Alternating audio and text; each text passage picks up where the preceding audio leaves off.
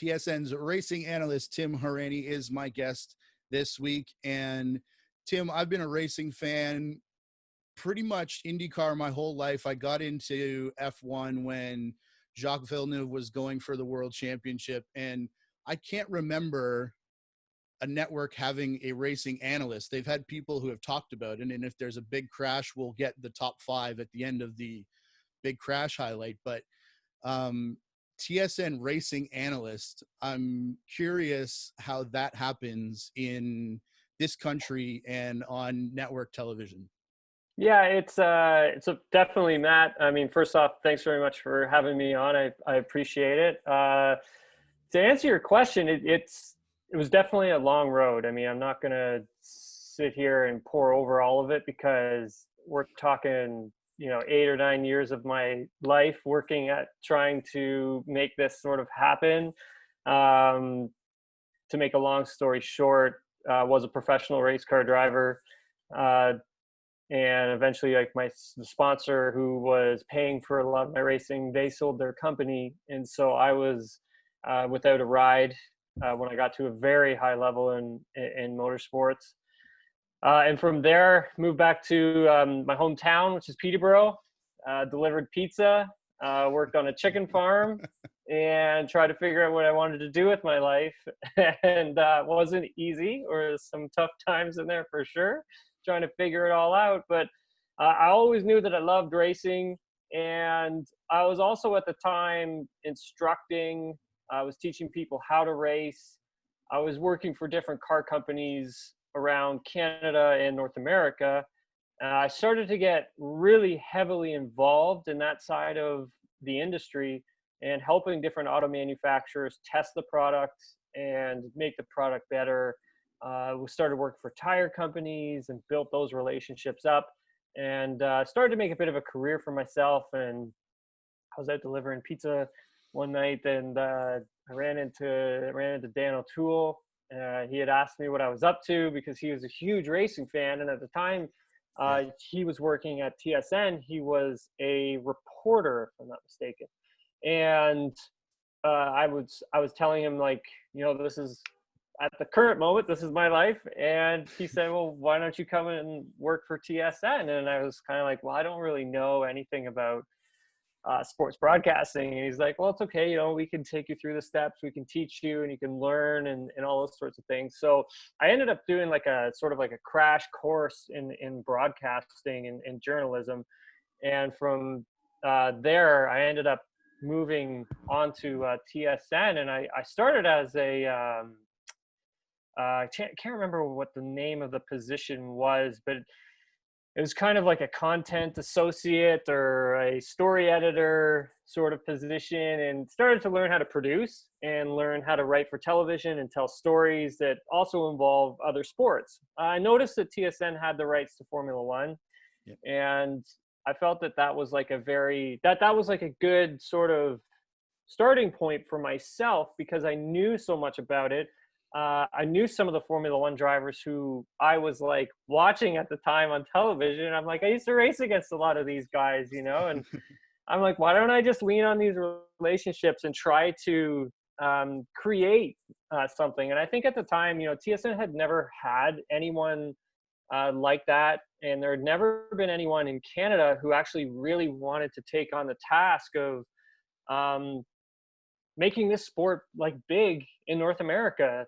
Formula One, I'm talking about, and IndyCar, never was something that was really dug out. And I think, for myself, I noticed a fan base there, and I figured, why not try and like dive into this a little more? So I started creating some content on my time off at TSN. So I would go back into TSN, and I would start to build stories. I would build highlight packs. I'd voice them myself.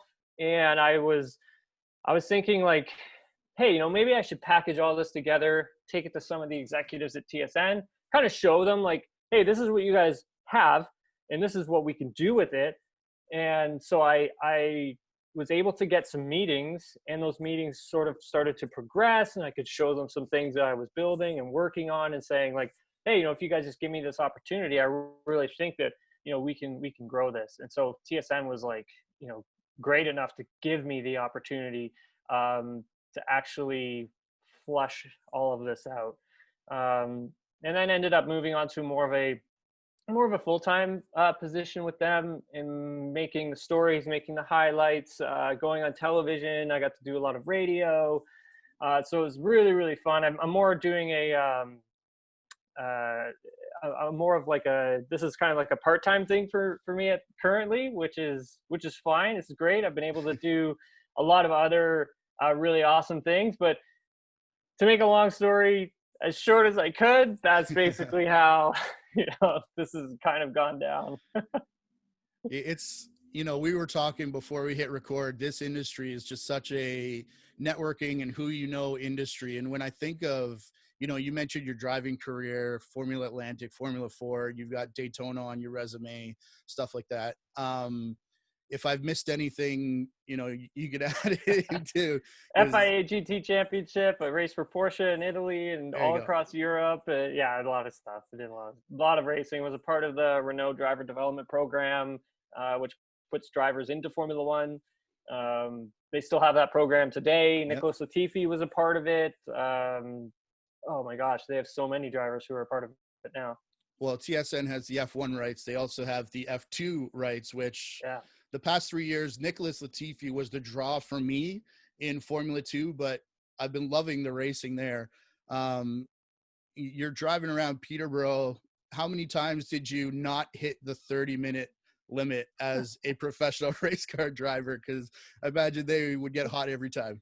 Yeah, I was talking to my girlfriend about this actually a couple days ago, and I was like, you know what? I don't ever remember a time that I was late on a pizza delivery, in all honesty, because we had this thing with the pizza delivery where it was like 30 minutes or free, and you kind of had to like get your way to these people's houses to get the pizza there on time, so you didn't give it to them for free. And I remember her and I were talking about it. I'm like, you know what? I remember there were some arguments that I had to have where I was like, I'm not late. I'm like 30 seconds before being late, all that kind of stuff. But this was back like before GPS, really. Like we didn't really have you couldn't really pull up your cell phone and be like, oh yeah, this is where this house is. You had to look at this giant map on the pizza inside the pizza restaurant, and you had to look at this huge map of Peterborough, and you kind of had to like, okay, so Cameron Street is at H9, and then you go like H is up here and 9, and then you kind of like pulled it up, and that just became a maze of even more smaller streets, and you had to figure it out and then do it by memory. So yeah, it's funny. I rarely was I ever late though. Attaboy. Kids, a map is a piece of paper with roads on. Anyways. Yes, it is. The question I was going to ask was, the networking idea and the selling yourself to TSN and selling ideas.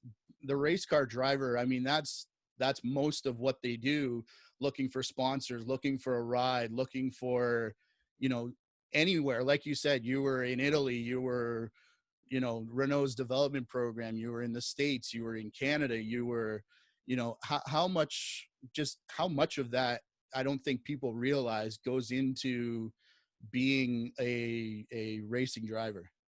Yeah, there's a lot. I mean, people watch a lot of the drivers in the cars and they're just thinking, they're just driving them around. Well, first of all, they're athletes. Second of all, they train. They do 2-a-days a lot of the time for workout. They're training when they're not in the car and it's not a race week. They're training 6 days a week, 1 day off for recovery. Then some of them have to do their own PR, and they just don't have the money to pay a PR firm to go and do their own PR. And then some of them have to go and look for their own sponsors as well. I was one of those drivers who had to do all of those things. So you definitely learn a lot, and it's not something you're ever going to learn in school for sure. It's definitely like one of those street hustles where you learn as you're going along, and you're going to make a lot of mistakes. But you have to remember you're going to learn from those mistakes as well, and you really have to put yourself out there. So for me, I think I was never great at school. Finished high school, and that was pretty much it. I knew what I wanted to do with my life. I wanted to be a race car driver and compete, and a competitive person. So I knew that was kind of the direction for me in my life. But I think at the end of the day, I think it was one of the greatest things I ever did for myself because of all of the learning and risk taking that you had to do to try and make it. So, I mean, if there's anyone out there who's watching or listening, definitely, um, if you're passionate about something, definitely go after it. Tim Hauraney of TSN Racing Analyst, is my guest today. And I mean, you can have the sales pitch, the personality, you can have the sponsor, for goodness sake, but James Hinchcliffe is a walking example of that doesn't always get you a seat. Unfortunately for Canadians, I think there's a rule in IndyCar. You can only have one full-time driver, which if you consider Dalton Kellett full-time this year, but I remember, Paul Tracy was the guy for so long. Hinchcliffe came along and Tracy kind of dropped off. Then it was, and, that McLaren situation, obviously they bought into the Arrow Schmidt Peterson, grew the name even longer than it was.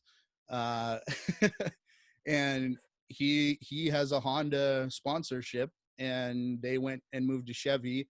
The writing was kind of on the wall. We're going to talk Pato Award because I love that kid and Mm-hmm. Oliver Askew, but I mean, James Hinchcliffe needs a ride, in my opinion, next year because the promotion work he does, as you said, he comes with a sponsor. I think people, even outside Canada, love him.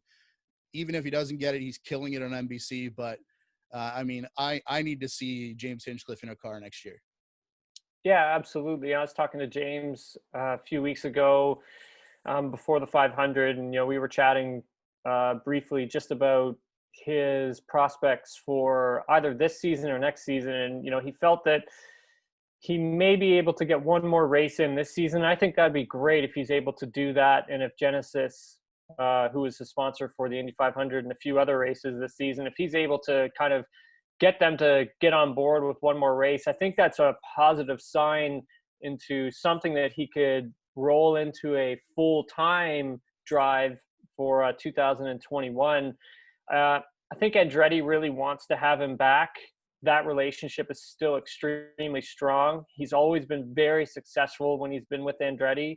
I would say he's been more successful with them than any other team he has been with. Yeah, I'd agree. So I would say, if anything, they would be really helping and pushing to try and get him back to a full-time ride at the team. It was definitely a shock when I think he found out that, he wasn't going to be back at Arrow McLaren for 2020. Putting Pato Award, Oliver Askew into those seats, it was a bold move for sure by the team, but they've done such a great job with those young drivers. It's pretty impressive. I mean, both of them have an amazing amount of talent, and I think one of the people behind the scenes who we don't necessarily really focus on, who I think we should, is Robert Wickens, because he's doing a lot behind the scenes working with those two young drivers. And Robert he is, I should say, a driver who just got IndyCar. I mean, he's a naturally talented driver, but Right. I think a lot of what happened with DTM and IndyCar is they were very comparable in terms of driving styles. I think that really helped Robert when he jumped into IndyCar right away and made him super successful. I mean, it also helps that he's extremely talented as well. And I'm very excited to see him get back into a race car, in all honesty, and I'm going to love that day when it happens. But right now, behind the scenes, I think he's definitely a driver who we should be talking about more, because I think he's doing more at that team than we know of. You always see him with the headset on. They call him, I think, a driver coach. We've seen that with, Dario Franchitti, I think, did that with Ganassi, if I'm not mistaken. A few other drivers who retired earlier than they probably should have due to injury, crash, whatever. And the scene in Toronto when he got in that souped up Acura, was it an Acura or Audi? Yeah, it was an Acura. Oh my goodness, was chills. And his girlfriend beside him, go slow. And but it was so good to see. And I again follow Canadian race car drivers, and to see him come from Europe, like you said, you've driven, open wheel, closed reel, Nissan Micra. How different is that? Is different feel? Because I've got Parker Thompson in my notes too, and he did like 4 races the last time Toronto was a track, and 3 podiums in a Porsche GT cup car, and I think he was Indy Pro back then. But I mean, 3 out of 4 podiums on just a difficult track with bumps and barriers and no grip and everything else in 2 completely different cars. Yeah, I think Parker also did some stuff with Audi Canada, and he was driving, I believe it was the Audi R8 race car in the Canadian Touring Car Championship last season as well. Of course, why not? Yeah, I think pretty sure that's what it was. And he won a bunch of stuff. I can't remember if he won that championship or not. I'm pretty sure he probably did, because every time he was in that car, he was winning. Wow. But yeah, he's definitely just a super talented racing driver. And to make those transitions into different types of race cars is it's not easy. It's not easy to do, because you get a feeling for an open wheel car, which is really stiffly sprung, and it kind of feels like it's all around you, and you're kind of one with that particular race car, because it doesn't move a lot. It doesn't have a ton of body roll, and since it's so stiff, you can kind of really predict sometimes what it's going to do, and you get that feeling and sense of confidence with it because of the downforce as well. The physical aspect of it is extremely high, though, because you have so much downforce that's pressing into the ground. You're having to kind of muscle and throw this thing around into corners, around corners, out of corners, catching the car a lot. And the physical aspect of it is extremely high. I think with the closed wheel cars, the GT cars, some of them have, well, actually, I think a lot of them have power steering. So it doesn't really make a huge difference with that. I think the biggest thing is the body roll and how much the car actually rolls through the corner, and it's not as stiffly sprung, so you don't kind of feel as one with it the first time you kind of get into it. But eventually, the more time you get with the race car, the more you kind of like learn what it does, how to make it go fast. It just takes some time and a lot of practice. Yeah, I just, like I said, watching, for me, when I see Indy Pro, Indy 2000, I think they call it now, that Mazda dropped out. Parker Thompson, if I'm not mistaken, was supposed to run Indy Lights this year, and that program didn't run. So he's getting an extra year at Indy Pro. These are supposed to be learning on the job with, in the car that hopefully you'll be driving professionally one day with all the eyes on you, and jumping back and forth, like I said, on a difficult track, different. And you said he's driving a third completely different car that he's having to learn the track. And to me, that is just, I mean, it speaks to how good Parker Thompson is and is going to be. But like, I just don't see how I would be able to, I barely passed the G test in Ontario on the 400. So like, what am I going to do? Yeah, one of the big things is like starting off when you're really young, and making sure you're doing your go-karting when you're 8 or 9 years old, and that's extremely important.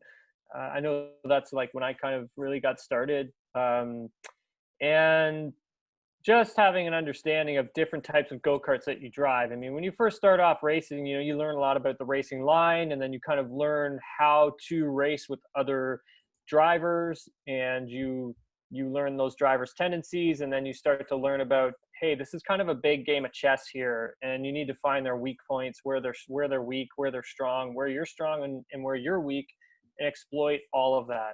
And when you're young, you kind of you learn those things a lot, which is very, very important when coming up through racing. Seldomly do you have a driver who's a little older who just kind of jumps into racing do really well, because you have to learn how to work with the machine. You have to learn racing lines. You have to learn techniques. You have to learn different driving styles.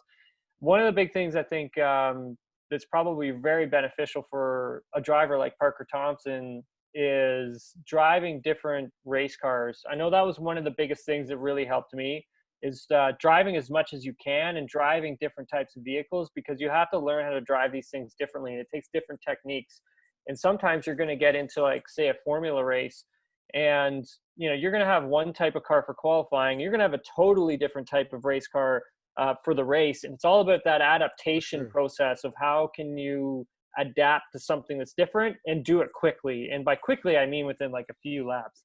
I mean, we've seen a driver like Lewis Hamilton just most recently do that at the Austrian Grand Prix. I believe it was the first race of the season, and they were telling him to stay off the curbs halfway through the race. And you could see how within 2 laps he had shifted his driving style, and how it took Valtteri Bottas, his teammate, a few more laps to kind of make those adjustments. And so that's what I'm talking about when in terms of like changing that driving style, just how important that is. And uh, circling back and bringing it back to Parker Thompson, I mean, I think he's one of the most talented racing drivers we have in Canada for sure. Not taking anything away from our current top of the echelon racing drivers, because those guys are really, really talented as well. But I think he's a racing driver who I would love to see climb the racing ladder for sure.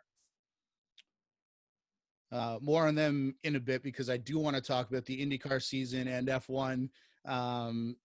I've been fascinated this year by the manufacturers battle in IndyCar, because Honda and Chevy, I mean, there's rumors that Ferrari's going to come in. I'm enjoying it just the way that it is right now. Iowa, they had doubleheader in Iowa. The first race, 4 of the top 5 were Chevy. They dominated. Chevy dominated Iowa, 3 of the top 4 in the second race. But then you go to Indy 500, 8 of top 10 were Honda. And then last weekend, Worldwide Technology Raceway, 4 of the top 5 Hondas in the first race, and Chevy owned the top 4 in the second race. And looking back on this rivalry between the two in IndyCar, it was never really that black and white for me, especially when you look at the same track, the same style of track. Honda would be one place, you go to a different track, and this is Chevy's weekend. I'd be interested to get your take on the constructors battle, if you will, in IndyCar between Honda and Chevy. Yeah, that's what makes that Constructors Championship in IndyCar so interesting, isn't it? Just those two auto manufacturers who just battle it out every single weekend an IndyCar races on. And I think both of them do such a tremendous job. And literally, they're separated by tenths of a second. It's not like they're separated by 2, 3, 4, 5 seconds, right? It's an entire lap in Spain. Yeah, yeah. It's like a few tenths of a second, which is incredible. And the amount of work that those two auto manufacturers put into their program is really impressive. I mean, to see how close they were at the 500 is, they're off by a few miles an hour, really, at the end of the day. And that's not a lot. It really isn't. It's something that I think for an auto manufacturer like Honda, they could find that for sure. I mean, for next season, no problem. One of the things that I think they're going to start running into, and probably within the next season, is where the limit is on the development of this engine platform is with what they're running now. And I think they're really starting to bump up against just how far they can kind of take that technology. And the fact of the matter is, it's like, what is a V6 twin turbo, and the amount of horsepower they're already getting out of it. Talking to Joseph Newgarden, he's saying that there's probably more horsepower coming for next season, which I find extremely incredible. That's because wild. you're talking getting close to like 1,000 horsepower with just a little V6 twin turbo engine. Like, and a car that weighs a lunchbox. Exactly. And the amount of power they're getting just from that is absolutely amazing. But to watch this battle this season between the two auto manufacturers has been impressive, and just to see where all the strengths and weaknesses do lie. I mean, I'm excited to see if Ferrari does come on board and what they're able to do. I think they can bring a lot to the show for sure, and push everyone a little bit further. But if that were to happen, I mean, IndyCar would definitely start to skyrocket. That's for sure. Well, and I think they need it too. The Champ Car IRL split. Every time I talk to my dad, I mean, I kind of knew it was going on, but not really. I was too young of a fan back then. I just loved when IndyCars came to Toronto, and that really, looking back on it now, hurt the sport more than I think anybody realized at the time. And even now, like, my dad just says he wouldn't go to a race because there's a field of 10 and no one knows who they are. Mhm. And, so like you say, to get even a name like Ferrari to come in to get that interest, get that excitement. I'm with you. I think that'd be great. Yeah, definitely. I mean, that split really hurt not only And the we're like, series. sorry, we're still talking like 20 years or 15, 20 Yeah, years when, yeah, IndyCar came back in the format it is. 2008, I believe, 2007. yeah. It just shows you just how long for sports and stuff when you have that fracture, and when you have so many things start to disturb the sport itself, just how hard it is to kind of come back from something like that. I mean, we're kind of seeing something like that with Major League Baseball, coming Yeah. into this season, and all of the different types of uh, problems that they were running into with what was it, the players association or whatever it was. I mean, I'm Right. Yep. speaking out of term here, obviously, but I mean, it is something that's something similar to kind of what happened with the split between IndyCar into Champ Car, right? Into Kart, I should say, and then into Champ Car. So, I mean, I think they're on the right path. They're definitely showing signs of very big growth. Their TV numbers are at an all-time high. Every year, the sport has grown on for TV viewership, and I think the next part will have to be digitally. I think they really need to start looking at what they're doing with their digital platforms a bit closer. But once they start getting things sorted out, now that Roger Penske's on board and Penske production is there, I really think this sport's going to take another giant step for next season. It's interesting you talk TV numbers. I'm not in the business of getting my guests fired. You work for TSN.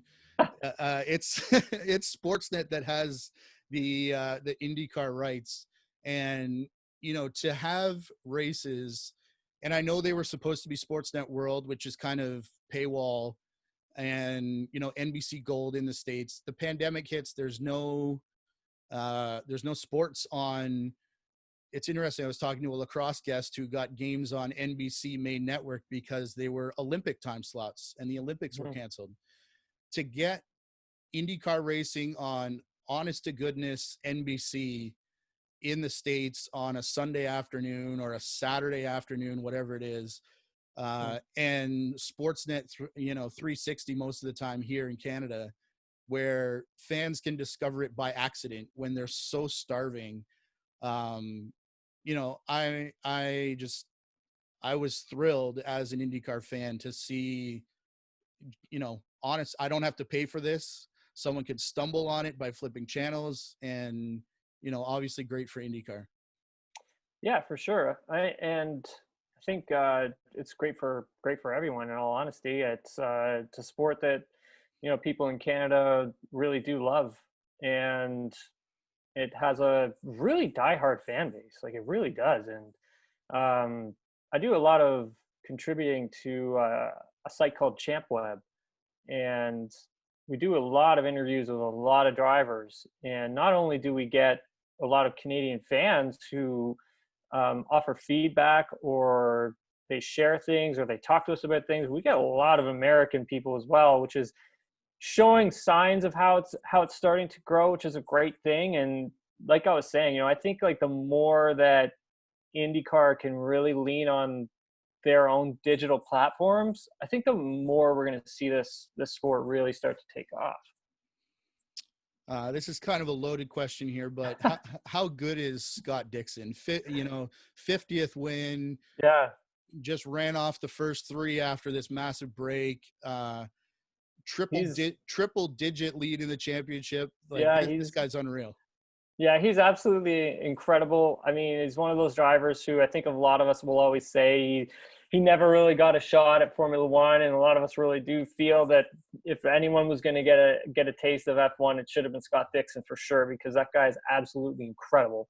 And one of the things I think that makes him so incredible is that when he gets the lead of a race, even if he doesn't qualify on pole, or he's not in the first or second row of IndyCar, he always finds a way of sealing the deal and getting the win, if that makes any sense. And one of the things he is so good at is that adaptability, which I was speaking about earlier, of how, as a racing driver, you really do need to adapt your driving style to what's happening. And the faster you can do that and still be quick is going to pay huge dividends within the race. Even like the smallest things make a huge impact with racing. And the thing with Scott is he's so good at managing all of that and really managing a race and taking control that, he's unstoppable. And I can see him winning the championship this season, no problem. And you talked about adaptability. I was going to comment before, like, not only is it adaptability, like the track changes as it rubbers in, but part of the rubbering in of the track is the rubbering out of the tires, and the fuel load goes down. And in IndyCar, it goes up and down, as opposed to F1 where you're lighter at the end of the race. And a driver's adaptation to that. I've seen so many young drivers who are losing almost a second a lap because they can't deal with tire fall off. Yeah, 100%. And also remember that, the tires are extremely cold when they're leaving pit lane.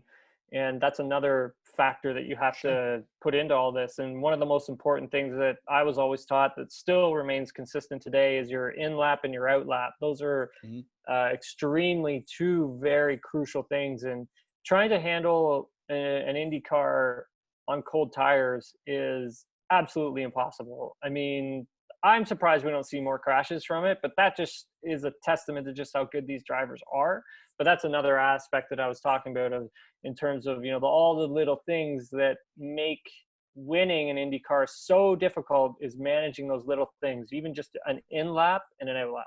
Well, how many races does Ryan Hunter-Reay have in his career? And I believe it was Iowa twice. Hit the same infield wall on trying to get the power down coming out of pit lane. Anyways, Scott Dixon and Takuma Sato.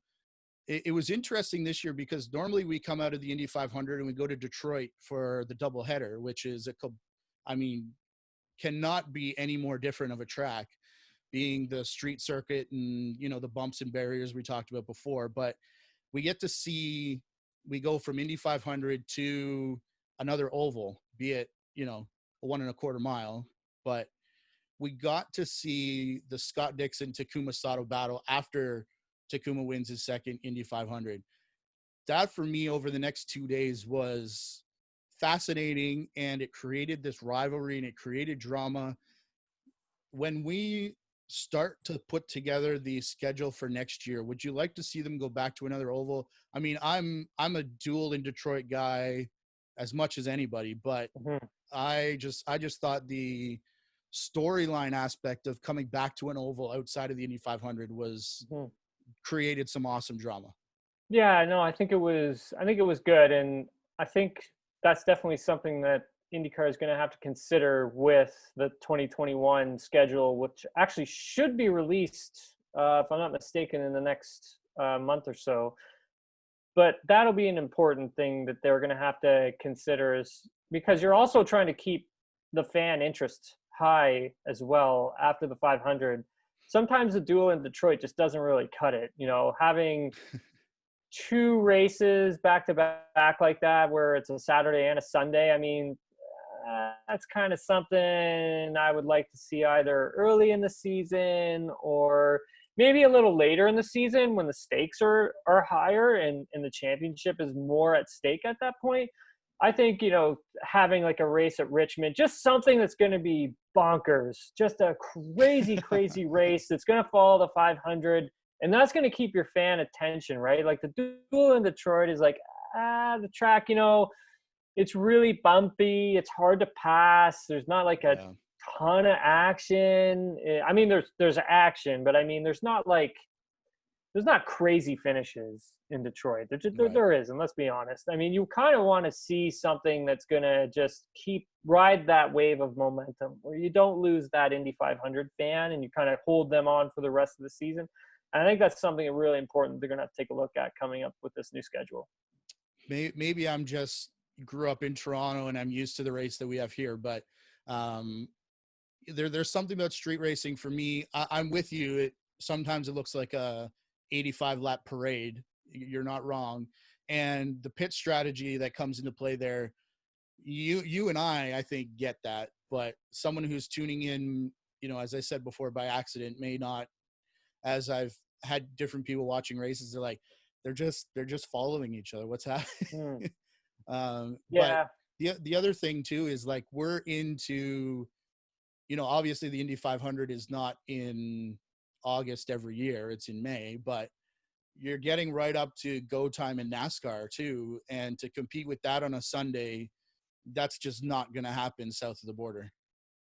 Yeah, I think if we can start to get more races where NASCAR and IndyCar kind of come together for like super weekends, I think that's going to be very beneficial for both series. I think also if we can start to get IMSA involved as well, Ooh. and try and get like some sort of a super race weekend happening where there's, you've got IndyCar, you've got USF 2000, you've got Indy Pro 2000, you've got the Indy Lights Championship, and then you've got all the NASCAR trucks, Xfinity, then you've got the Cups, and then have like a night race with IMSA where it goes from like 6 p.m. till 7 in the morning type of deal. Like just something really crazy where it's just nonstop. I think that would be very, very beneficial for all of the series because you're going to get the IndyCar fan who's going to come in and they're going to start watching the NASCAR races come up. And then maybe that leads to IMSA. And now you've got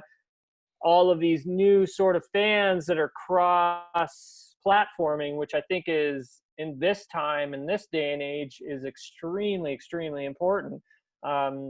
And then trying to find a way of tapping into the younger generation as well at the same time is really important. I mean, we've seen F1 start to do it now already, and it's working out really well for them.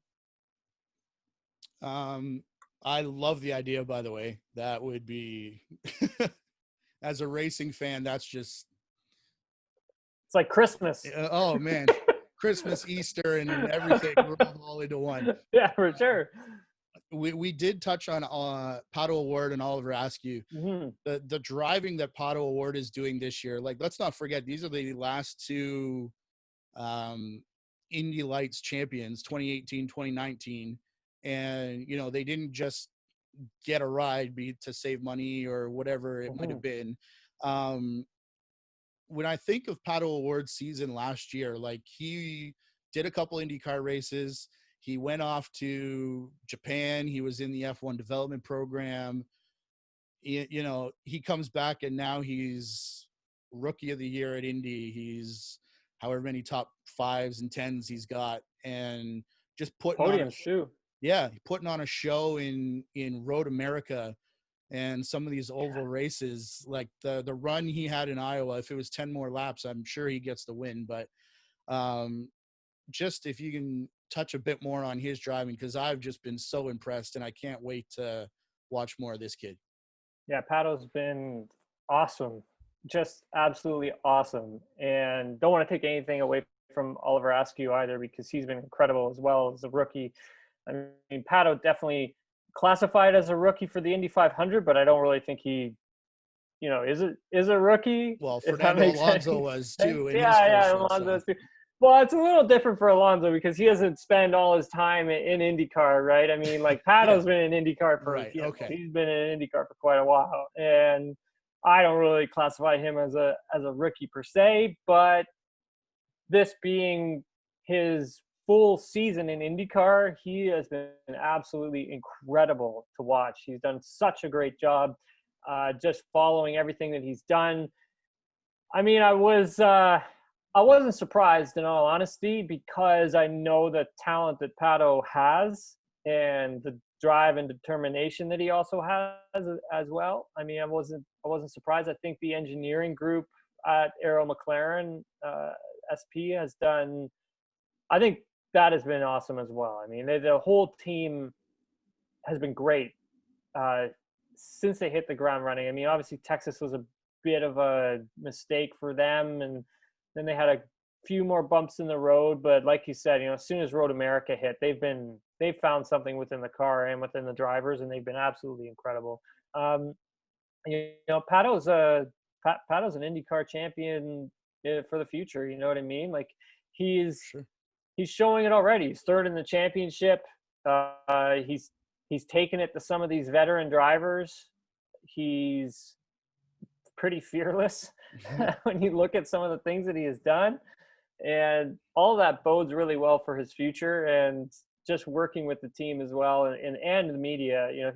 He is very, very good with the media as well. I mean, I know Pato outside of IndyCar, but whenever we do interviews, he always gives great quotes and very strong stuff that you want to always use. Like sometimes I did one interview with him a little while ago, and he had given me so much great stuff that I was just like, what do I keep and like what do I get rid of? Yeah. Because it was like one of those decisions where it's like, oh my God, this is all great sound, so as a whole, I think he's a star. He's a driver of the future for sure. Before we move on from IndyCar here, can you evaluate the season of Dalton Kellett where we are Sure. at this point? Yeah. I know you're able to. I'm just asking, the results haven't really been what they are. I know it's his first season. I know in Indy Lights was mostly, he had a couple podiums there, but every time I saw him, it was kind of near the back of what was a 6-car field. How do you evaluate that, and what is your evaluation? Yeah, I think Dalton's done a really good job, I think, this season. I mean, starting off, it was a little eye-opening for him, I think. And I think there was a lot of people within the paddock and within the media that really thought that he might have been out of his element going into the 500. But once he got into like rookie orientation, and then he got into practices, I mean, he really held his own even in qualifying. He qualified Fernando Alonso. I mean, the guy's a 2-time Formula One world champion. He's done in the Indy 500. I mean, he's been in an IndyCar going around the 500 a lot more than Dalton has, that's for sure. And I think he surprised a lot of people by where he qualified for the 500. One of the things I think that's holding him back is just seat time, just getting more time within an IndyCar and getting comfortable. He's running a very limited program. He's not running a full season. Yeah. I think once the pandemic hit and quarantine hit, I mean, that really affects a driver in a big way, because you're getting a taste of IndyCar, and then you're off and you're removed from the vehicle for how long? 4 or 5 months, and that's really hard to adjust to try and come back from something like that. And I think for Dalton, doing a lot of the sim racing, that helped a ton. I think that really helped a lot more than a lot of people think. And I hope he can try and pull off a full season for next year, because it's all about learning with IndyCar. And a lot of these drivers don't really see success until, year 2, year 3, year 4, because it takes so much learning to get the confidence and to get an understanding of how the car handles and to work with engineers. So I think for Dalton, it's just going to take a bit more time, but I'm happy with how his season went. I think he is too. I was one of the guys that thought he was out of his element, but not necessarily with the Indy 500, because, the Freedom 100, he was a pole sitter at one point. If I'm not mistaken, podium a couple years ago, last year. He's always run well at a Indy, but for me, it was the other events that, I was kind of worried about. So the Indy 500 performance to me was just, not necessarily expected, but I was happy with, and not overly surprising. But it was the rest of them that I kind of thought I would like to see maybe one more year. Obviously, with Indy Lights being out, he's not going to Indy Pro. No, I mean, this is it, right? This is the top of the mountain in terms of professional, motorsports. When it comes to open wheel racing, there's Formula One and there's IndyCar, right? There's nothing really outside of that. So, I mean, for him to have gotten this far, absolutely incredible, because it's not easy. Trust me, I know. And yeah, I think, it's like I said, some people just don't really understand that sometimes for a racing driver, you have that talent, but you get into a new series and things start to get really difficult because you're either overloading yourself with too much information, or that right there is kind of setting you back from allowing something to just click. And it's like that with, I think that with any sport, you see an athlete who kind of struggles a bit when they're first starting off, and then all of a sudden they make this huge leap. And it's kind of like, well, whoa, where did that come from? Well, it really just comes down to like something just clicks. They find that just that little something that just makes everything come together, and that like escalates their career.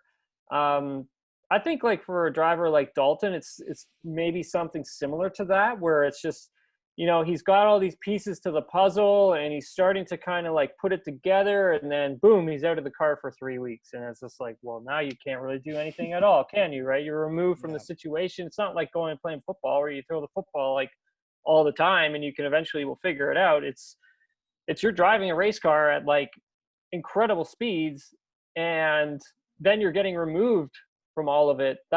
It's not easy. It's not, you know, you need to be in the car as much as possible when you're a young driver starting out. I do want to get to some F1. Final question about IndyCar. Which driver is going to get a championship ride? Not one of these Andretti takes 8 cars and if you show up with the right ticket, you get a ride. But Fernando Alonso or Jeff Gordon threw out the name of Jimmy Johnson, that he wants to try an Indy 500. He's tested IndyCar. He wants to run a few races. Do you see something like that being a possibility? I know Fernando wants the Indy 500 jewel in the crown to go with everything else on his resume, but is there something to the Jimmy Johnson? Or I think at the end of this Indy 500, we've seen the last of Fernando Alonso for a few years for sure. Really? He's definitely not going to be back within the next 2 years. There is no way that's going to be possible. But a driver like Jimmy Johnson, absolutely. I could see him saddling up next season for sure. Talking to a bunch of my friends who were close to the situation during his test run that he had at IMS, he got out of the car and he didn't want to leave. So, I mean, that's a sign right there that you know that I can see this guy doing a full season of IndyCar for sure. which unfortunately means he would be done in NASCAR, which we already knew, but pandemic, you know, there was so on and so forth. Anyways, we talked about Scott Dixon in IndyCar with Tim Hauraney, the TSN racing analyst. Lewis Hamilton and Mercedes are just next level this year. And for so long, I was kind of okay, but you know, not really with the top 6. You fight out for the podium. The rest of us will get the other 4 points. Somehow I feel worse about Hamilton and Bottas. You go for the win and the rest of us will sort out the next 8 positions for points. I should feel okay with the parity in the rest of the field, but you know, what is it about that, and where do you stand on it? Yeah, I mean, I think a lot of us need to understand that, you know, Mercedes has a huge budget. Ferrari has a huge budget. Red Bull's budget's pretty decent as well. And Mercedes just beat everybody. They literally they outperformed everyone. They made a car that it's an absolute monster.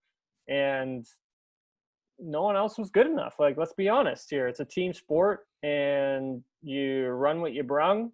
And this is what a lot of these drivers have to race with. And it is what it is, you know. And Lewis Hamilton also being probably the driver of our generation, and you pair that with one of the greatest teams of all time, and you're going to get dominance. And that's what it is. I mean, everyone said, oh, this is boring and blah, blah, blah. And it's kind of like, well, I mean, yeah, but I mean, at the same time, like these guys, you know, these teams, they did what they did.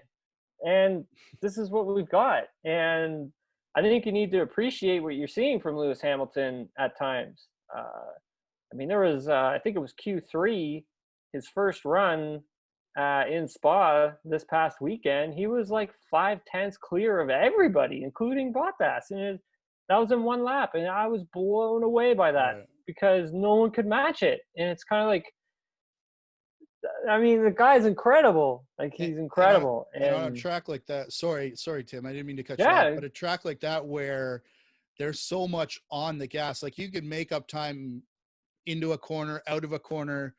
Spa is not really like that. I've never raced there except for, you know, the F1 video game, but with the assists on, because that is what I can get around the track with. But, you know, we're coming up to Monza, which is another, like, there's time to make up, you know, into and out of the chicanes, but other than that, you're flat out. Like, I just think we're going to see it again. Yeah, absolutely. Definitely going to see it again. I mean, there's no question. Have to see what happens with a lot of the engine modes that they've taken away, that the FIA has taken away for this coming weekend. I'm not too sure how that's going to benefit anyone.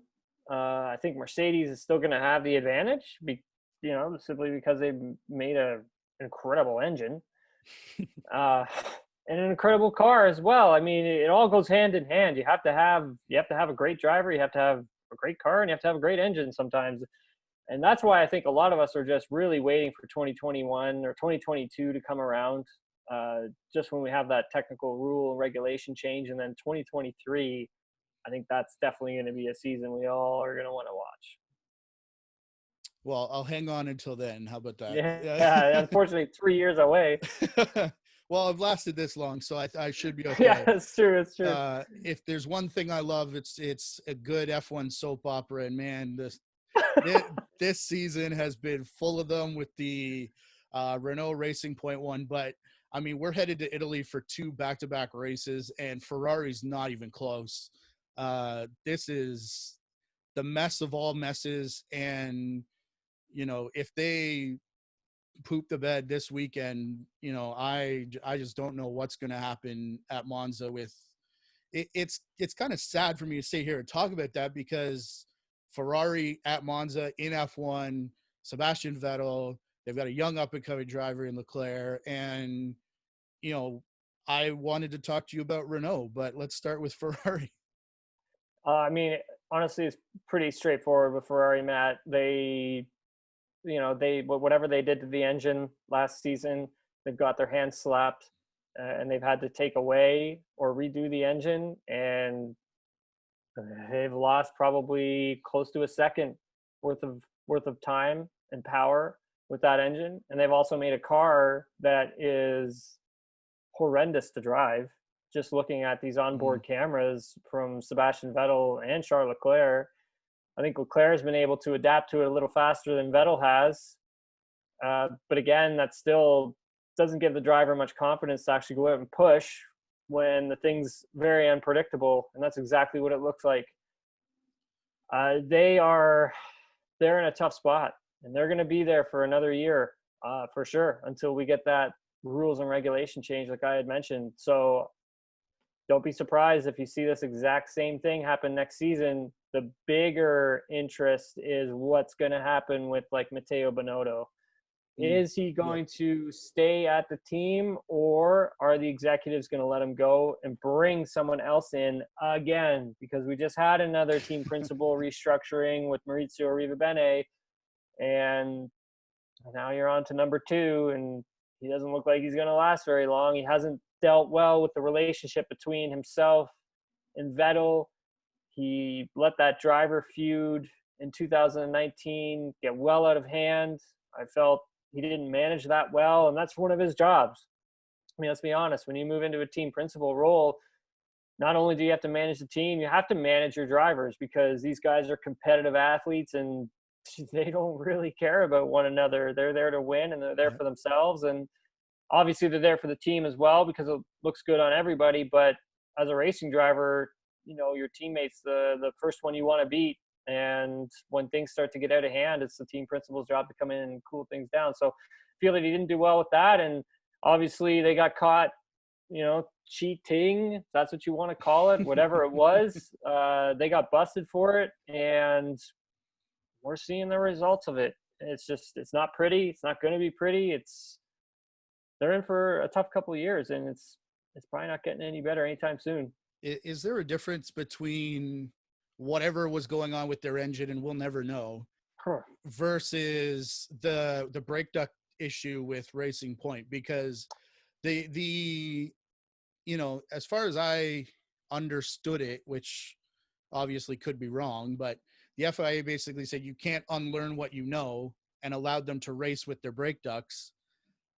For me, I would look at the engine situation with Ferrari and say, okay, fine, points, whatever, but you can't unlearn what you know. And I don't know, in my head, it was kind of, you're forcing them to take basically a 5-year step back, 2 years in terms of research and development, and 3 more to catch up to the regulation change. Yeah, well, I would sort of cut you off, Matt, but I think Go like ahead. No. one of the key issues here is like with the brake ducts with Racing Point. Uh, that's something that was already learned and known about before those got put on the listed parts. So they kind of already knew what was going on, and then they kind of just redeveloped them a little bit more to make it better. In all honesty, with Ferrari, uh, I'm just going to assume at this, and so take it for whatever it's worth. I think one of the things is maybe what was going on with that engine is that they were finding a way of getting more oil into the actual combustion chamber to help ramp things up a little bit more. Okay. And it was either like some sort of an oil drop off system where excess oil was going, and then they were able to kind of reuse that within the engine. And something like that is, yes, that's, you can't unlearn that, but at the same time, it's like all you need to do is just figure out, if you're the FIA, where it's coming from, how are they doing it, and just shutting it down right away. So it's something that you can't really exploit anymore. You can't reuse that. It's gone. So maybe that was something. I don't know. I'm kind of just still to this day Genius trying if to. it is. I mean, It is absolutely brilliant, but I'm still to this day trying to figure out what it was, and I think that's why all the other teams want to know. They really want to know what they were doing. So, and so do the fans, and so does everyone does. So it's. I mean, will we ever find out? I'm sure one day, but for this moment, we all kind of have to, I guess, theorize.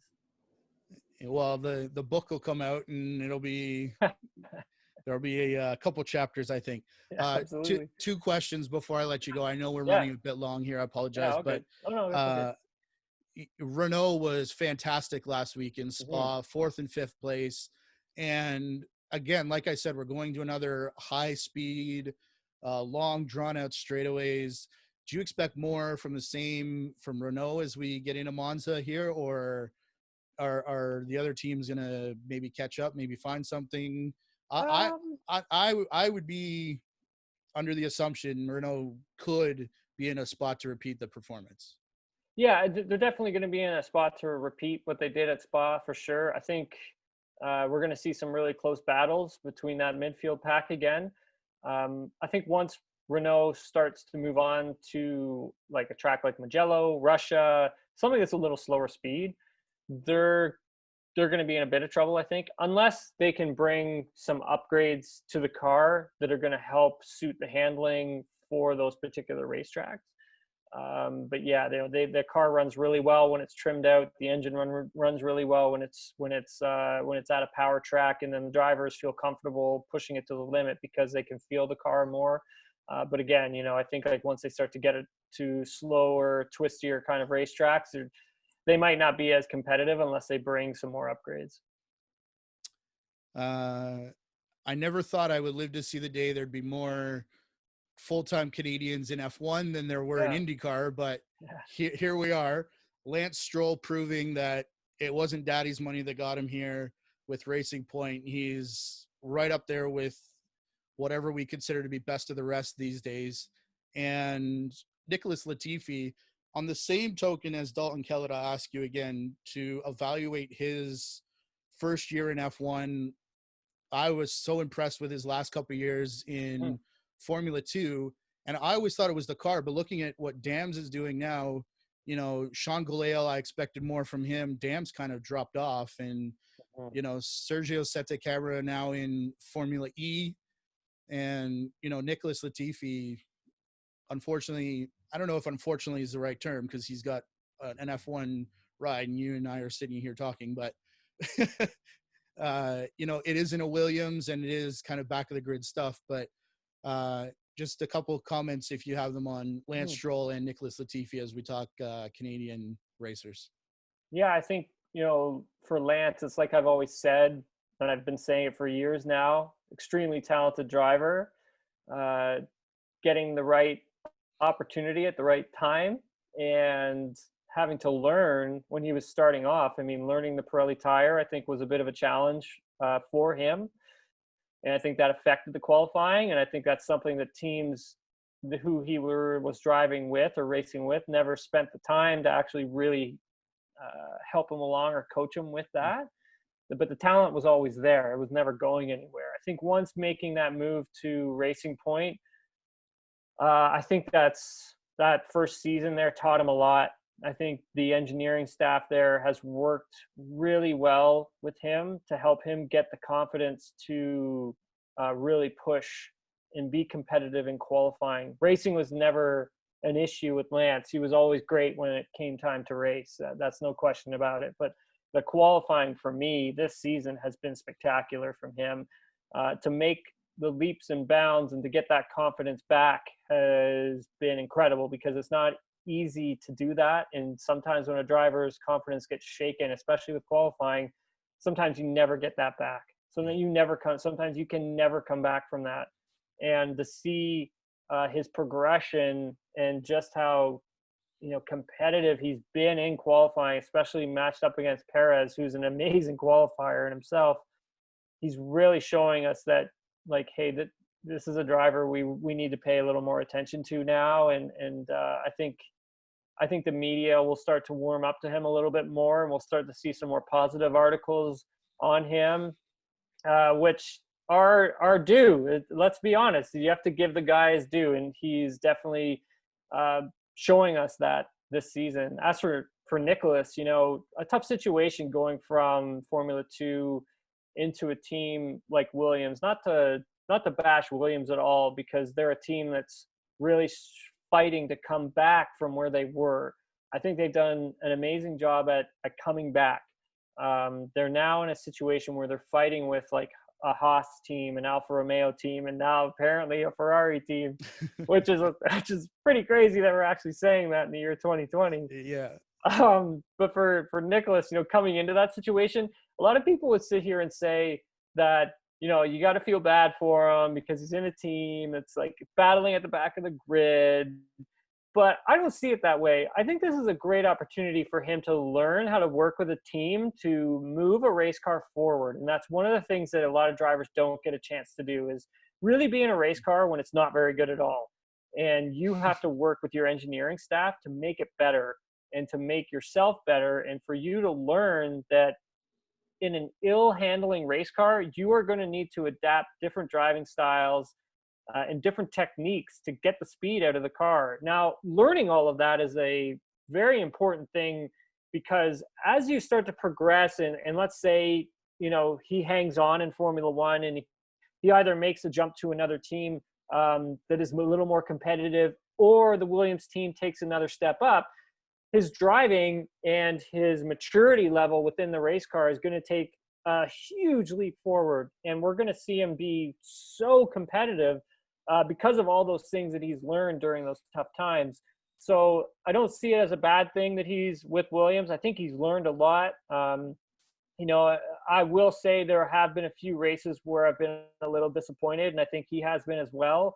And there's been some qualifying sessions where I really thought that he had George on the ropes, and either another driver in front of him, messes up his lap, or he just messes it up himself.